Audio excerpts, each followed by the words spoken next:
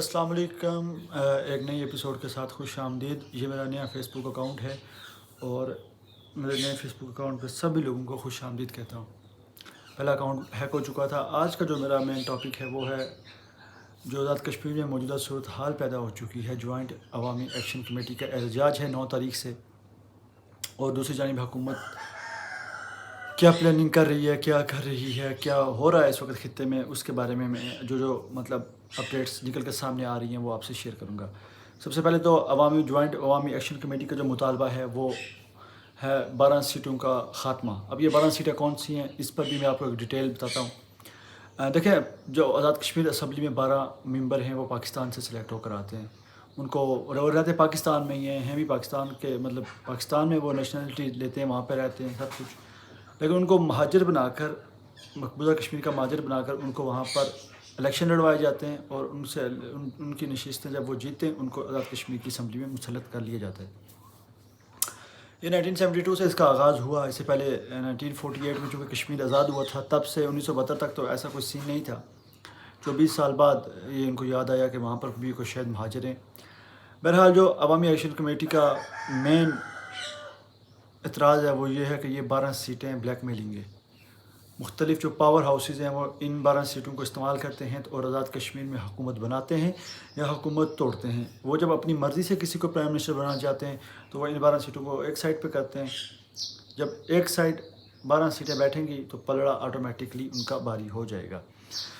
بہرحال اسی متناظر میں آزاد کشمیر میں عوام سڑکوں پر 3 دفعہ نکل چکی ہے، اور اب یہ جو کال ہے یہ فائنل کال دی جا رہی ہے، اور یہ 9 تاریخ کو عوام سڑکوں پر ہوگی اگر یہ مطالبات حل نہ ہوئے تو۔ دوسری جانب حکومت پاکستان، پاور ہاؤس، آزاد کشمیر حکومت، یہ سب فریق مل کر انہوں نے عوامی ایکشن کمیٹی کے جو کور ممبران ہیں ان کے ساتھ ایک مذاکراتی کمیٹی بنائی، پھر ان کے ساتھ مذاکرات بھی کیا۔ اسے 2 دن قبل مظفر آباد میں مذاکرات ہوئے۔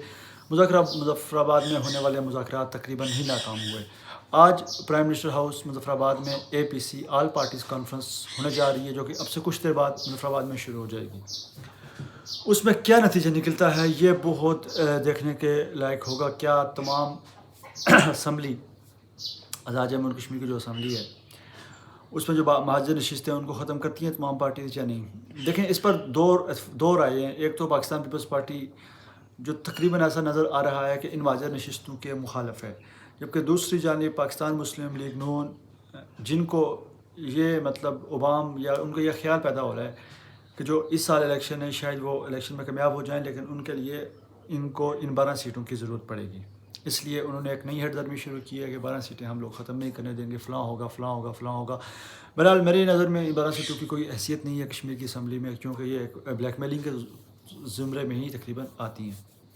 کوئی 50 ووٹ لے کر اسمبلی میں پہنچ گیا، کوئی 100 ووٹ لے کر پہنچ گیا، کوئی 200 ووٹ لے کر پہنچ گیا، اور جو ایک ریاست کا ایک نمائندہ ہے جو تقریباً 40 ہزار کا ووٹ لے کر کوئی وزیر اعظم سلیکٹ ہوتا ہے، کوئی اپوزیشن میں جاتا ہے، تو ان 12 سیٹوں کی وجہ سے ان کی جو نمبر گیمنگ ہے وہ الٹا دی جاتی ہے۔ بہرحال آج مظفر آباد پرائم منسٹر ہاؤس میں APC کی میٹنگ بھی ہے۔ ابھی کل حال ہی میں پرائم منسٹر آزاد جموں کشمیر راجہ فیصل ممتاز راٹھور نے یہ بیان دیا کہ ہم تصادم کا راستہ بالکل اختیار نہیں کریں گے، جبکہ جوائنٹ عوامی ایکشن کمیٹی کا بھی یہ مطالبہ کا بھی یہ اعلان ہے کہ وہ احتجاج پرامن کریں گے۔ ان کا کسی بھی قسم کا کوئی بھی انتشار کا ارادہ نہیں ہے۔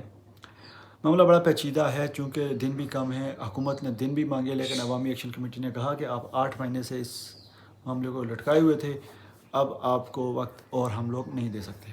بہرحال اب کیا بنتا ہے اس سارے سینیریو کا، آج APC کی جو بھی میٹنگ ہوگی اس کا جو بھی آؤٹ کم نکلے گا وہ بھی میں انشاءاللہ آپ سے شیئر کروں گا۔ بہت شکریہ۔